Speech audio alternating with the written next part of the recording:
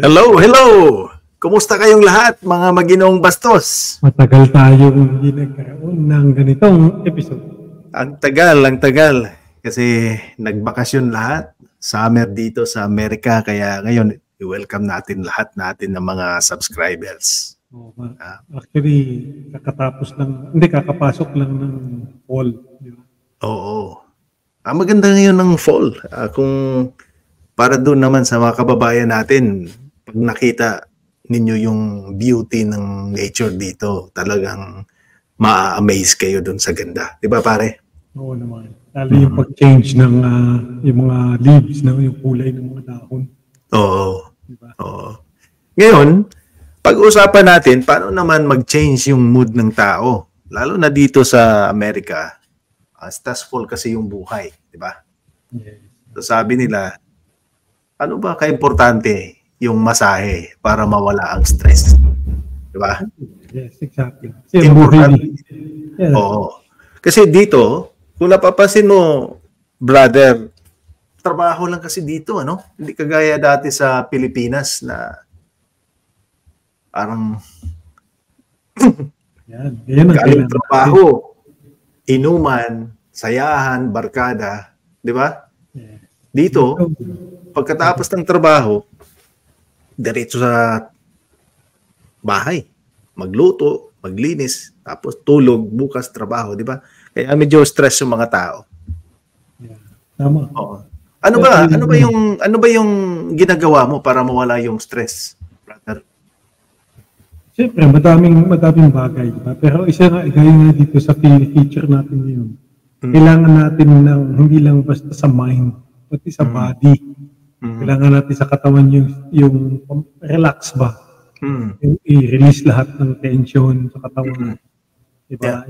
Minsan, hindi mo napapansin, pero ang nagko-contribute sa stress at sa mga anxiety ng tao yung alam. Masakit na pala yung likod mo, yung leeg mo, yung shoulder mo. Yeah. Yung mga nagtatrabaho na nakaharap na sa computer everyday. So, kailangan talaga yan. Massage, loosen up. At saka, alam mo, supported yan dito sa atin, di ba? Yun ang reason na meron tayong kanya-kanyang coverage sa health. Tawag natin doon health insurance, di ba? Yes. May third party tayo. So sa isang taon, meron tayong $500 Canadian to cover yung pagmamasahe na ganyan. Tama ba? Yes, covered yan sa insurance natin. So mas maiging gamitin na rin yan. Kasi libre yan. If you don't use it, you lose it. Sabi nga. Yes. Ano ba ang style mo sa'yo? Kasi alam kong talagang need mo rin ito, brother, di ba? Need ko rin ito. Yes. Sa trabaho mo, ano ba? Ano bang pagbubuk mo dito? Actually, ang 45 minutes sa akin is tama lang. Sa akin, 45 minutes na massage. Nasa $75 na yun, Canadian. Wow. So, yung coverage ko na, say, for example, yung 500 nga. Diba? So, lumalabas yan mga mga 7 in a year. So, ang ginagawa ko naman, normally, summer, kasi nga panay yung laro din natin. Oo. So, normally yan, January. Tapos, schedule na ako ng March. So, every other month, or nga kung kailan. So, magandang, siyempre, at least, like, yung mga tension sa katawan, yung mga knots, yung mga sinasabi nilang knots, na yung parang hangin ba sa loob ng katawan. I-release nila. And also, nasubukan mo na ba yung cupping na tinatawag? Yung pinatap yung... Na-try ko yun isang beses. Pero parang sabi ni Mrs. ko, saan ka galing? Kasi nakita niya yung likod ko, panay pasa. Parang hiki. Kung sa atin pa, chikinini ang ano diyan. Laki naman ng bibig nun. Kasi gabaso yun eh. Kasi laki naman yung mga bilog-bilog sa likod. Actually, ang purpose nga daw is to, parang yung hinihigop niya yung toxins sa katawan. Mm. Dapat to release all those toxins. Parang ganito yung ginagawa niya. Yun? Ano ba yan? Cupping ba yan? O iba? Cupping meron nilalagay talaga sa likod na sinisip. Ah. Tapos mag-iiba kulay yung balat mo kasi nga hinihigop din niya yung. Pero ito, yan, yung ganyang klaseng parang chiropractic style. Yung ganyan? Oo, na ang tinatouch niya dyan, yung mga joints, yung parang relax na relax, ano? Parang ano siya? Ano masasabi mo dito? Ito, kasi ako talaga, minamax out ko lahat yun eh. Yung masahe, yung chiropractor, meron yan eh. Separate, pero ito, ibang klase ito kasi parang chiropractor services in one, kumbaga. Yes. Chiropractor service in one. Masahe na, tapos meron pang twisting, you know? Kumbaga tune-up. Adjustment, tama, oo. Pero sa ganitong sitwasyon, parang mas gusto ko kung nagmamasahe. Ganun ba? Kung ganyan pa naman ang mamasahin ko eh. Talagang maginong bastos tayo. Di bali lang hindi ako mamasahe, basta ako yung magmamasahe. Pero alam mo, merong school dito na pwede rin nating i-explore yung pagiging masahista. Oo, dito kurso yan eh. Oo. Trade yan dito eh. Kumaga, yes. Skill trade din yan eh. Tapos dito, Brad, in-interview ko kasi yung magandang masahista ko eh, bago. So, fresh yung knowledge niya sa pagmamasahe, pati yung system ng school kung saan siya nag-aral. Ngayon, tinanong ko siya, sabi ko, paano ka ba mag-earn as RMT o registered massage therapist? Sabi niya sa akin. Ano raw 30% mapupunta dun sa may-ari ng business. Yes. Oo. 70% mapunta sa kanya. So malaki din pala 'yun. Oo, malaki din siya. Oo, per hour 'yun ha. Saka hindi madali yan ha. Alam mo ba na ikaw subukan mo magmasahe ha? Binasahe mo si misis mo. Ako, minsan na-massage ko din siya. No? Ay, 5 minutes pa lang, masakit na yung kamay ko eh. Isipin mo yun eh. Tapos sila ginagawa nila yan. 30 minutes, 45 minutes, or 1 hour. Kaya talagang din yan, skill din yan, pinag-aaralan din. Oo, tama. Talagang pagkatapos mong i-massage or ma-massage ka, talagang you will feel better. No? Yes. At saka alam nila yung mga pressure points. San ba magandang i-press? Diba?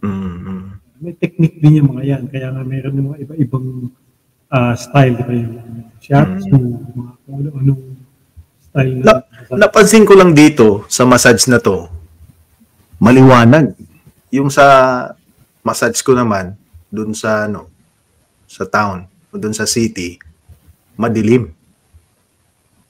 Actually, tingin ko, kaya maliwanag ko siyempre kasi pinapakita nila, binibideo. Pero mostly, ako din parehas tayo, madilim. Tapos alam mo, ewan ko kung yung sa iyo ba may parang aromatherapy din. Parang may inaamoy ka na kung hindi mint, lavender, o yung eucalyptus. Kasi pamparelax yun. Ito relax your mind habang hinihinga mo yun. Medyo cool sa loob, moist. Tapos, madilim, diba? Kailangan yung ambience suits the purpose, diba, of relaxing, kumbaga. Actually, brother, most of the time na nagpapamassage ako ng 45 minutes, nakakatulog ako. Hindi, alam mo, totoo yun, kasi talagang pupunta ka sa relax state. Kahit pag ginagalaw yung likod mo, pinipindot, yung mind mo mag-i-relax, yung body mo mag-i-relax. Ito yung sinasabi mo kanina? Ito ba yung cupping? Parang susunugin na yata itong... Hindi, yan kasi parang, ewan ko, iba yata ang style nito. Yan cupping yan, sigurado, di ba? Yan, may parang pinukuhang toxin sa katawan. Wow. Ganda, no? Yeah, siguro yung part na yun, yung not masyadong yung may hangin sa katawan niyan, may not yan, yung tigas yung portion na yun. Kaya, Wow. Medyo matagal din yan kasi, madami pala, patanggal nga ng siguro ang scientific discussion yan, parang cupping ang effect. Ano? Yeah. Parang may sinasaktan. Siguro, right. Baka na siya, baka sinusunod yung katawan niya. yun, tingnan mo. Ganyan yung itsura. Parang ganyan. Yung isa cupping naman, parang hinihigop nga niya. Minsan ginagalaw pa. Pero ito parang nasusunog, ano? Yeah. Wow. Sabihin, may doon. Effective. Kailangan i-loosen up yan. Meron na akong therapist nun, ginagamit pa niya yung elbow niya. Yung elbow, parang idiin. Hindi niya siguro kaya. Kasi nga sobrang tigas, di ba? Pero ikaw ba? Ganyan yung ginagawa nito. Diba? Ina-adjust din yung spine, di ba? Natutunog yung likod. Siguro sa ginawa niya, cost-effective to. Siguro ibang country to. Kasi sa atin, separate yung pag-adjust mo at saka masahe. Yeah. Yan ang naobserbaran ko dito. Wow. Same. Ganyan ako. Meron ka bang chiropractor dito? Meron. Ganyan din. Pinatutunog din. Pero hindi ako nakahubad. Ha? Ikaw? Hindi ako nakaganyan. Pagkasabi mo, nakaganyan ako. That's funny. Kasi adjustments din yan. Ikaw ba pagkatapos ng mga massage at mga therapy, maganda ba yung pakiramdam mo? Oo, sobra. Kasi lalo na pag na-miss ko yung exercise, di ba? Mapapansin ko na, mafe-feel ko na yung batok ko sumasakit dito. Ito. Siguro stress na rin yun, ano? Yeah. Yung mga... at saka sa edad natin. Yung posture natin, di ba? Nasa desk lang tayo palagi. Ganyan pa. Ikaw, nagmamaneho ka lagi. Nag-drive. Di ba? Nagta-travel ka lagi. Sa nature ng work mo. So, nakaupo ka lang lagi. Tapos, minsan, yung position mo, yung posture ng katawan mo. Yeah. Ganun. Tapos yung bones mo, or ang tawag nun, yung spine mo, di ba? Spine, parang gumagano na. Kaya kailangan itong mga ganito. Yeah. Kaya, maganda yan. Kasi kung meron kayong mga coverage, lalo dito sa North America, gamitin ninyo. Di ba? Kasi sayang yan. Benefits din. Sa mga benefits natin yan. So, you use it or you lose it. Sabi So, ano naman yung recommend mo doon sa mga kababayan natin na kakarating lang? Well, of course, pag nakahanap sila ng trabaho, diba? Maganda pa rin yung may benefits ka. The health, including massage, pati yung mga kailangan ba sa katawan, kung halimbawa kailangan ka ng braces, diba? Sa back brace, knee brace, yung socks. Separate yun. Nakakatulong din yan sa katawan. Ngayon, kung covered ka naman, gamitin mo. Sayang yun. At saka iba dito, brother, yung kahit sapatos, pwede, di ba? Pwede, yung insole. Insole. Pwede ka rin bumili ng sapatos doon. Actually, ito, pwede mo rin itong i-avail kung wala kang coverage. Pero, siyempre, babayad ka. I believe, ganun din ang rate. I think, yung 45 minutes, $75. 50 minutes is $50. Something like that. Magbabayad ka lang? Magbabayad ka lang. So, na may coverage. Ganun talaga ka-importante itong massage. Para sa akin, nakakawala talaga ng stress. At saka wala akong kakilala dito na hindi nagpa-massage. Talagang halos lahat nagpapamassage. Oo. Siyempre, bayad na yan. Kung magkakasama na ka sa benefit. Oo. Naalala ko sa Pilipinas, nung nasa Pilipinas pa ako, meron talaga kaming massage. Pero ang hindi ko na-experience doon, yung adjustment. Yun ang parang chiropractor. O sige. Oo, yun. Final words. Tayo ng ating mga makabubuti sa katawan, di ba? Lalo dito, masyadong stressful ang buhay. Oo. Tapos, ingat lang kayo, lalo na dun sa mga basketballista, yung mahilig sa sports, mahilig mag-workout. May mga options dito pagdating nyo. Pwede kayong magpamasahe ng ganito. Exactly. Like that. Dati naman kasi ipamasahe. Meron din. Sige. Okay. So, sa mga kabayan natin dyan, mga maginoong bastos dyan, hopefully meron kayong na-pick up mula sa amin. Oo. At saka, huwag niyong kalimutan na mag-like sa channel natin na Maginoong Bastos. Mag-subscribe if you did not subscribe yet. Di ba? Exactly. Mag-comment kayo.